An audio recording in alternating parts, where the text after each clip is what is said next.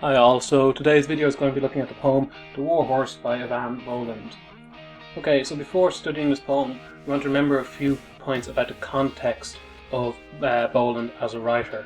So just to think about her and what might have inspired some of her writing. So she is writing in the 1970s, so during the Irish Troubles.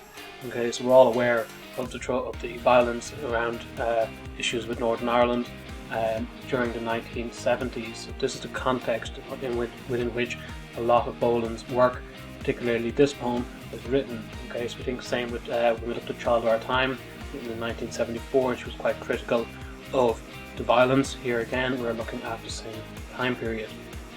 Boland was daughter of an Irish diplomat and spent time growing up in the UK, where she would have faced quite a bit of xenophobia against Irish people. It seeks to connect with her Irish identity and Irish history. So as an Irish person who spent a lot of her childhood outside of Ireland, there is a desire to connect with Irish culture. And she commonly interweaves the public and the private in her poetry. Okay, and we see that very much so in this poem. The fact that she's talking both about public events, but also about personal and private experience. Okay, so we need to keep all four of those ideas in mind when we're looking at the poem, The War Horse. Alright, so what we want to do today, we're going to look through the poem. We want to understand the storyline of the poem. We want to be able to pick out some of those the different language techniques and structural techniques she's using to make this a great piece of poetry and to really call to the audience. But we also want to think about the context in which this poem is written and how she is commenting on society and history through this poem. Okay, so we'll just read through the poem to start off with. The War Horse. This dry night, nothing unusual about the clip-clop casual iron of his shoes as he stamps death like a mint on the innocent coinage of earth. I lift the window, watch the ambling feather of hawk and fetlock loosed from its daily tether in the tinker camp on the Enniskerry road. Pass, his breath hissing, his snuffling head down. He is gone. No great harm is done. Only a leaf of our laurel hedge is torn. Of distant interest like a maimed limb, only a rose which now will never climb. Stone of our house, expendable, a mere line of defence against him. A volunteer, you might say, only a crocus, its bulbous head, blown from growth, one of the screamless dead. But we are safe, our unformed fear of fierce commitment gone. Why should we care? If a rose, a hedge, a crocus are uprooted like corpses remote, crushed, mutilated. He stumbles on like a rumour of war, huge, threatening. Neighbours use the subterfuge of curtains. He stumbles down our short street, thankfully passing us. I pause, wait. Then to breathe relief, lean on the sill, and for a second only my blood is still. With atavism, that rosy smashed phrase ribboned across our head, recalling days of burned countryside, illicit braid, a cause ruined before our world betrayed. Okay, so quite a strong poem here. Okay, now remember when we're looking at these poems, we should be writing around them and annotating around the poems. It's really going to help you connect some of the ideas with the poem. But before we go into deep analysis, what we want to do is just look through the poem and find our first impressions of the poem. So we're going to ask you to pause and read through the poem again. Read through it 2 or 3 times. It's quite a, there's a lot in this poem. Okay, there's a lot to look out for. What I want you to try and find out is 1, what is the storyline of the poem? What is happening? 2, can you find any techniques or anything about the structure perhaps that is standing out to you? And 3, is there any symbolism that perhaps you think you have spotted that may be quite important to the poem? Okay, so I want to look at first the story, then the techniques, and then the symbolism. Okay, so you can pause here for 2 or 3 minutes to see if you can come up with some points on each of those.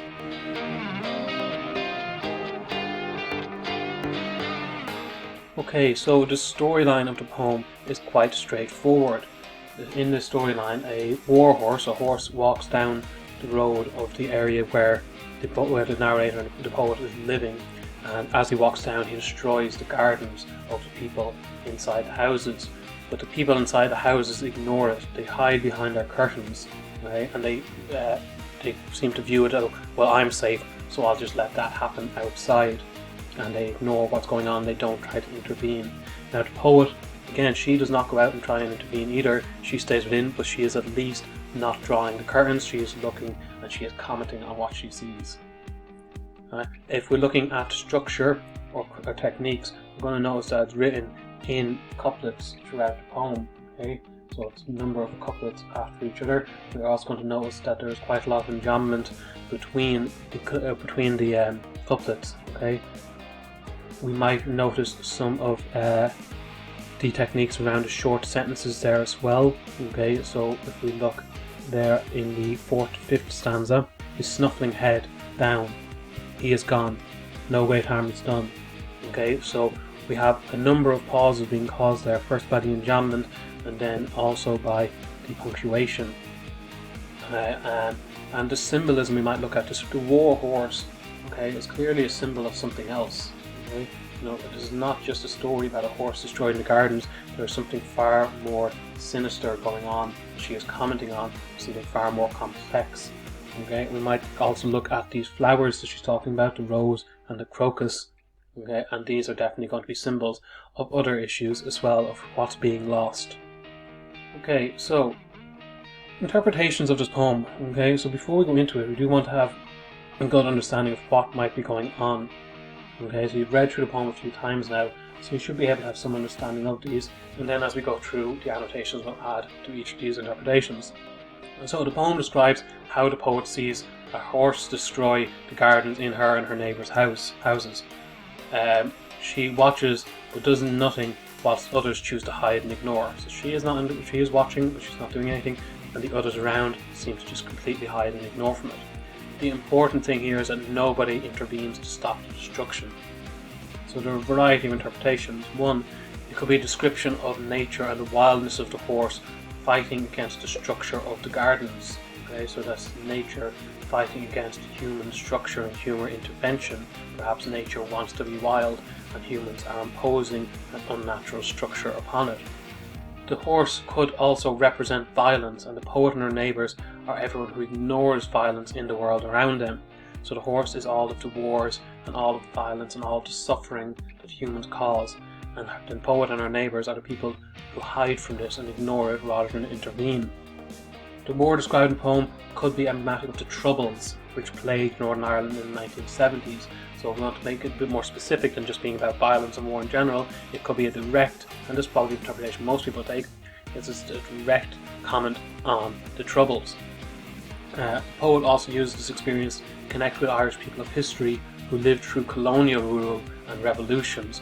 So she talks about wars in the past that have plagued Ireland or plagued the world, okay, and she's drawing connections between those wars and current wars, but not in the kind of honour way that we might expect from some war poetry. This is very much in a critical way, looking at why this war is happening and the ongoing suffering of people because of it. Okay, so a number of interpretations there to be keeping in mind. Number 3 is probably the one that we're going to talk about in most detail. Okay, so we go and break down the poem into a few sections. We're going to look at the first 5 stanzas first, the beginning of the poem. This dry night, nothing unusual about the clip-clop casual iron of his shoes as he stamps debt like a mint on the innocent coinage of earth.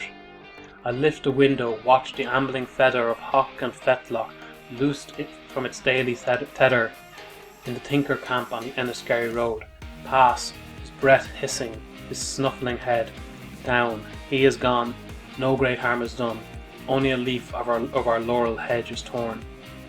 So I want you to think here, what is the effect of the use of sibilants in the line pass, his breath hissing, his snuffling head, and how does the poet create a sense of discomfort and fear at the beginning of the poem? Okay, so I'm going to ask you to pause here 2 minutes and think about those questions before we move on.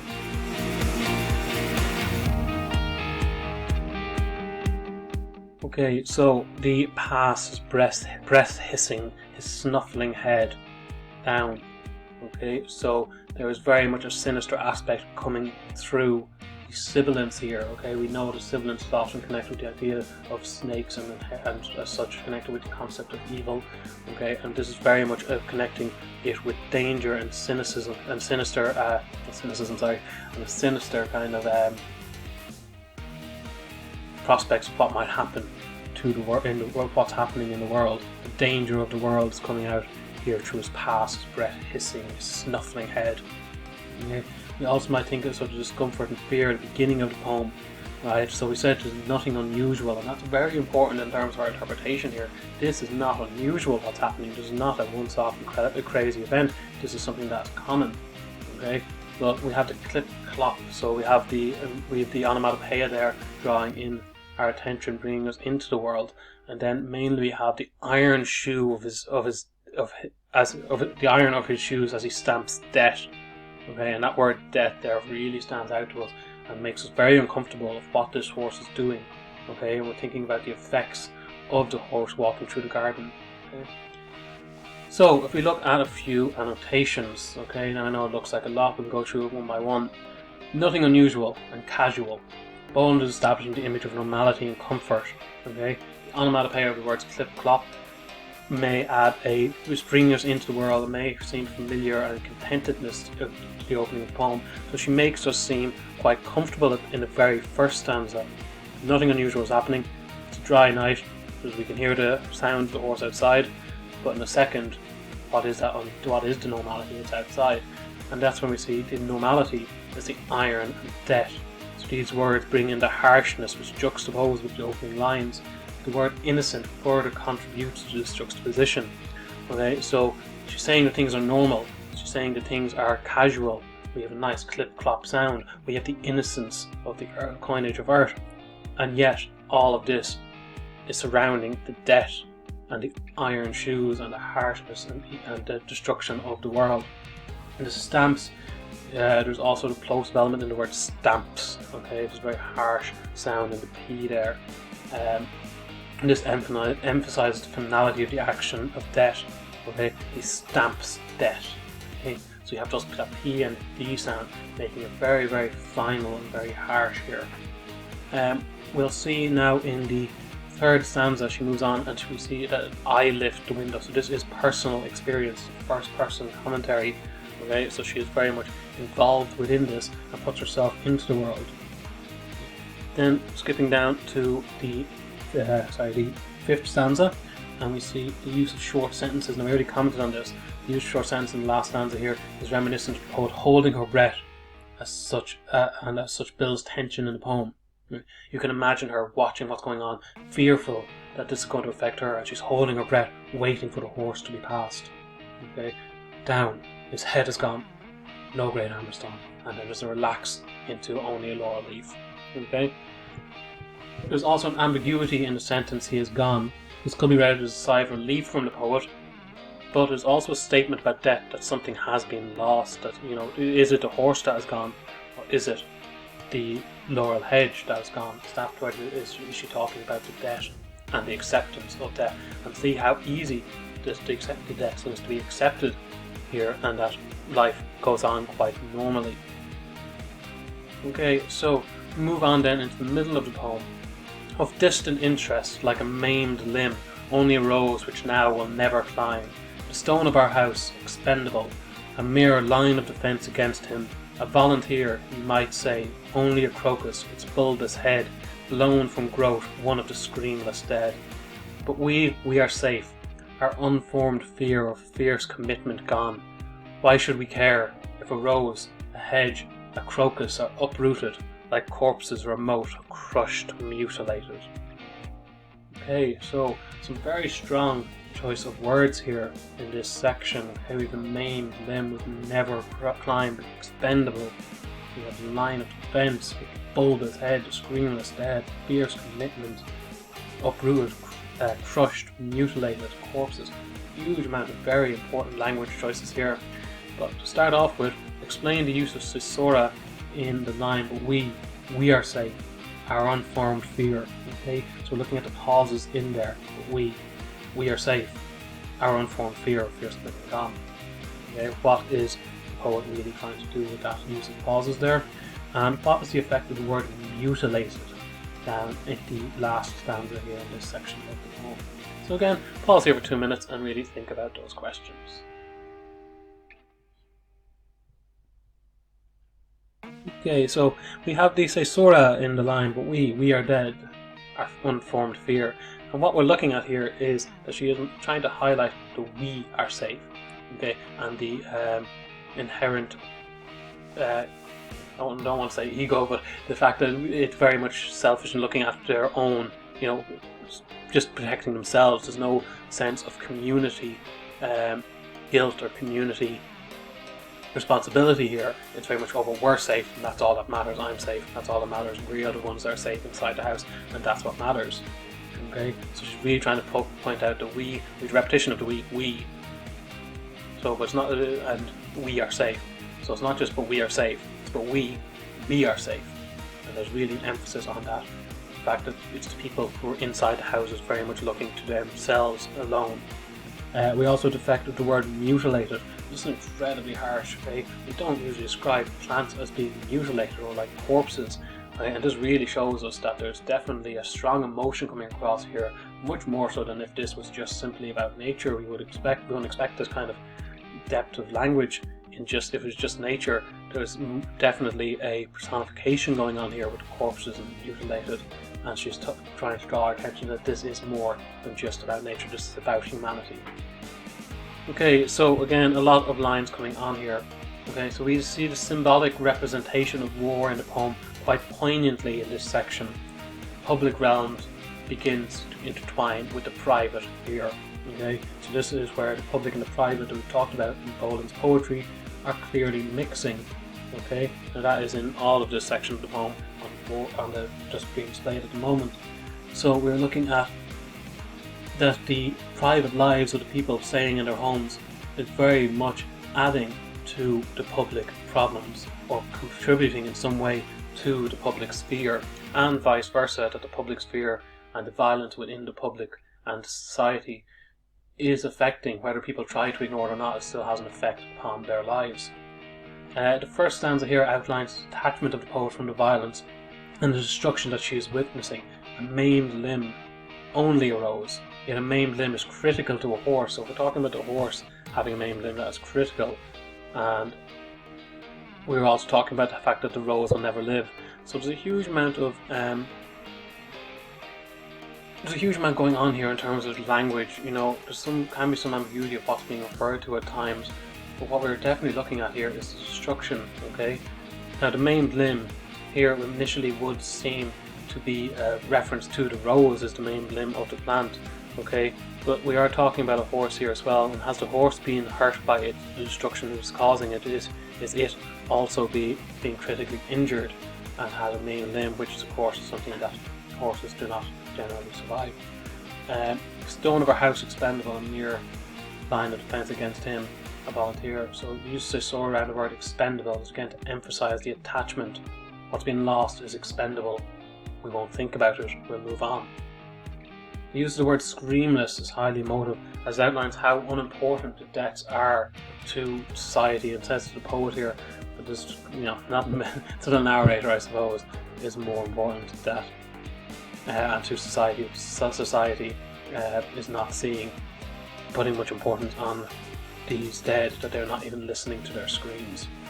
And the poet used to simulate like corpses, which makes the extended metaphor of the poem more definite and highlights the loss implicit in war.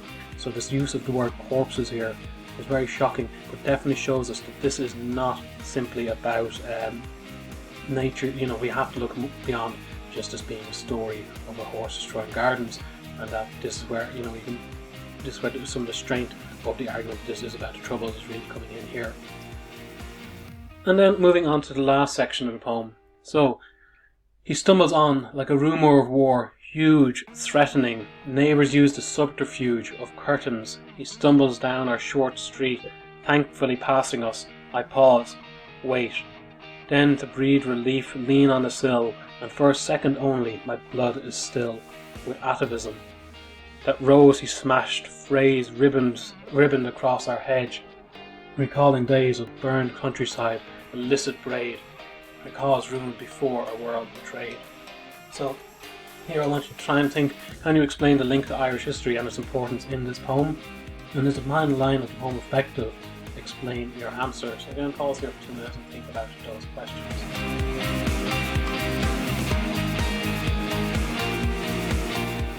Okay, so the link to Irish history, we see it with the atavism, and we see it with the illicit ray. Atavism is a sense of connection with characters and feelings of our ancestors. Okay, so she is very much her experience of this makes her feel a connection with her ancestors, and we can look at people who have fought the violence people have fought in Ireland throughout Irish history. You know, we've hundreds of years of violence on this island. Okay, but also connecting with the people who are around who are not necessarily involved with the violence.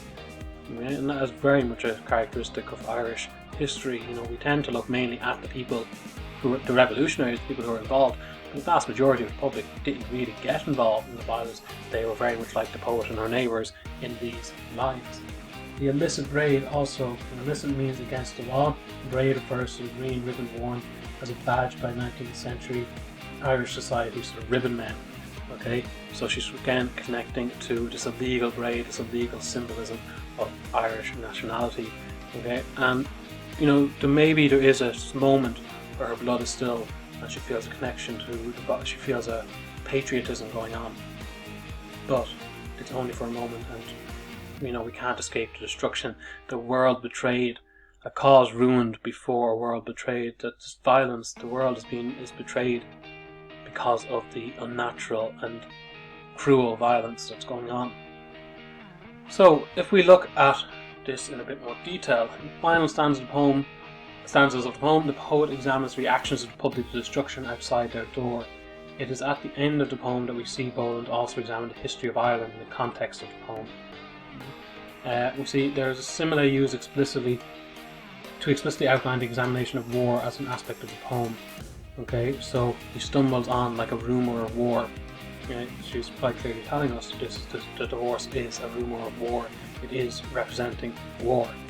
The subterfuge, the use of the archaic language, links to the idea of Latin language being commonly used in legal and political frameworks. Okay, so that the neighbours use subterfuge of curtains, that the neighbours use legality and politics mainly to hide from the reality of what's happening, that they use the idea of nationalism or unionism, and they hide behind these words, these concepts, and ignore the actual violence and death going on. Right, it's a huge amount of possibly, I would say maybe even anger here from the poet. Don't hide behind these political ideas. Look at what's happening. Look at the actual effects on the ground of what's being done to people. You can't ignore that and say, oh well, it's just for nationalism or it's just for unionism. You have to examine what's going on. We can look then, so thankfully passing us, there's a definite relief in the lines which highlights the detachment of the public from war and loss in the world around them. It does not affect them inside their houses, and this is the willful ignorance of the public she's commenting on here. She's only affected momentarily by the death around her. Okay? For a second, my blood is still. She's become so hardened against this, she's no longer affected by it. Atavism, illicit braid, connection, these are both connected to Irish past, as I've already pointed out. And the final line of the poem outlines the constant nature of these problems in our world. A cause ruined before, does it happen before? And a world betrayed. It's the entire world that is betrayed by this. It's something that goes on all the time. Okay, so now it's quite a complex poem, so you definitely want to have to go back and read over the poem and look at it in detail yourself a few more times to really get a thorough understanding of it. And we're discussing a number of different interpretations all at once here. Okay, so definitely spend a bit of time with this poem, right? And then when you've done that, maybe look at examining the themes. So you can draw a mind map like the one here being displayed and break it down into different sections of what's going on. So you have the Irish history, and I've done the 2 notes for that. So you have the atavism, referring to looking back on ancestral characteristics. You have the illicit braid, refers to a ribbon worn by the Irish secret society in the 19th century. Okay, so you might also choose war as another theme and pick out a few quotations to go around and explain their connection to war. Same with nature, and maybe choose one other theme that you think is important. Okay, so using a mind map, outline the major themes from the poem and key quotes to support each of them.